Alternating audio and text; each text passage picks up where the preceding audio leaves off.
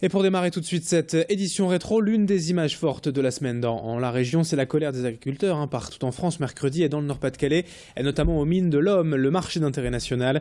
Une cinquantaine de producteurs se sont rassemblés pour stopper les camions en provenance de l'étranger. Ils voulaient ainsi défendre la production française, dénoncer la dégradation de leurs conditions de travail et surtout la baisse de leurs revenus. Aux mines donc, mercredi, des cagettes entières de fruits et légumes venus d'Espagne, d'Italie ou du Maghreb ont été détruites. Un spectacle auquel a assisté le gérant d'une société lomoise qui achète ses produits en Italie, notamment du céleri. Alexandra Gossin l'a rencontré sur place. Il nous explique pourquoi il préfère acheter italien plutôt que français. Dans la main, j'ai un pied de cérévert italien qui était travaillé par un petit producteur italien du sud de l'Italie. Un petit producteur qui a 3 hectares seulement de marchandises, qui a travaillé dur pour que ce céleri soit brûlé aujourd'hui ici devant le mine de l'Homme. Je suis en colère, oui, pourquoi ? Parce qu'aujourd'hui on nous accuse d'importer des produits italiens, alors qu'en fait on importe des produits italiens, notamment le céleri, parce qu'on est en fin de saison de céleri vert français. La production est déficiente. Aujourd'hui notre clientèle, grande distribution ou autre, nous demande de passer aussi pour un raison qualitative sur le céleri vert italien. Autre information à la une cette semaine, l'intervention télévisée du président de la République jeudi soir sur TF1. François Hollande s'est exprimé en direct devant les Français alors qu'il vient tout juste de basculer dans la seconde moitié de son mandat à l'Élysée. Durant 1h30, le président a répondu aux questions des journalistes, mais aussi et surtout des Français directement venus sur le plateau de télé pour l'interpeller. Plus de 8 millions de personnes ont suivi cette intervention en jeudi. Et vous, qu'en avez-vous pensé ? Et Fanny Bourdillon et Tanguy Lécluse sont allés vendredi chercher quelques réactions dans le centre de l'île. J'étais un peu sceptique par rapport à ses réponses parce que tout dépendait de la question pour laquelle il intervenait. Concernant tout ce qui est hausse de TVA, etc., moi j'y ai pas trop cru. Oh, pour moi, la carrure est là, mais il n'y a rien de concret dans ce qu'il dit. De toute façon, on en reste toujours au même stade et on ne voit pas d'amélioration. Moi, personnellement, je suis artisan et c'est pas évident d'embaucher pour moi. Je ne peux pas, il y a trop de charges, trop de frais et il n'y a rien qui change, au contraire. La simplification, ça consiste à supprimer, pas à déplacer vers des systèmes informatisés. Si on supprime la paperasse, la France, elle redémarre dans 3 mois.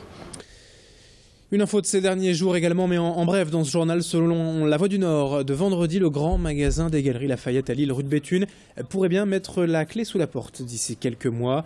L'enseigne souffre depuis son arrivée dans la capitale des Flandres. Le magasin de Lille perd de l'argent depuis de nombreux mois déjà, et ce n'est pas la situation économique actuelle qui va l'aider à s'en sortir. Son bail pourrait donc être résilié bien plus tôt que prévu, dès le mois de mars prochain, donc dans 4 ou 5 mois à peine, selon le quotidien régional. Nos équipes sont allées aux abords des galeries vendredi, mais aucune réaction de la direction pour l'instant.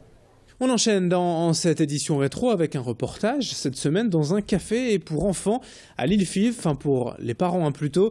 Ici les potes en ciel, c'est un café associatif sans alcool ouvert à tous, peu coûteux, qui souhaite favoriser les rencontres, les échanges entre mamans et enfants. Bien plus qu'un café poussette, le projet a vu le jour en 2008 à l'initiative de 10 membres fondateurs qui, après avoir expérimenté leurs ateliers mobiles durant 2 ans, se sont installés rue de Lannoy à Fives. Leur objectif, c'est donc de favoriser l'épanouissement de l'enfant, de rompre aussi l'isolement des familles. Les mamans viennent ici pour en rencontrer d'autres enfants également, pour un simple moment de détente autour d'un verre. Et surtout, chacun est libre de donner son avis sur les projets de l'association et sur les futures activités. Explication au micro de Macha Grunessen. C'est un super endroit pour faire des activités, en plus avec des tout petits comme ça, il n'y a pas grand chose, donc là c'est vraiment génial, ils rencontrent d'autres enfants et on peut même venir le week-end, donc c'est super. Après il y a des cafés poussettes, mais c'est plus de la consommation d'ateliers, je dirais. Il y a peut-être moins de rencontres, même si c'est tout aussi sympathique. Ça permet de rencontrer d'autres mamans et puis de discuter un peu du quotidien avec les tout petits, donc c'est bien. Je joue au café des potes.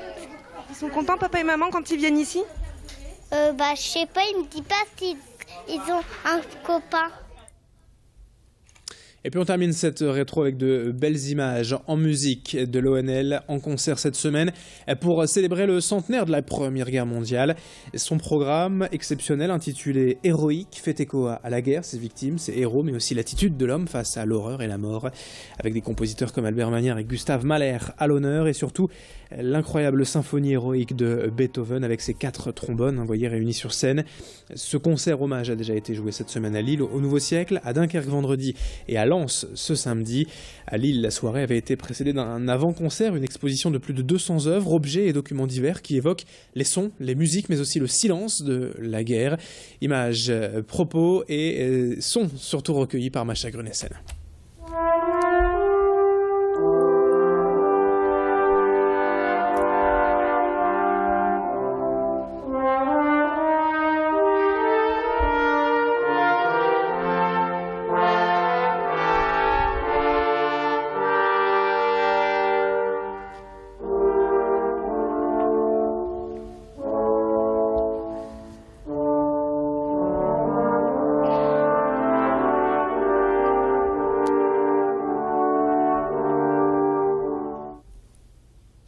C'est la fin donc de ce journal. Dans un instant, à suivre la météo, l'info au trafic, même durant le week-end.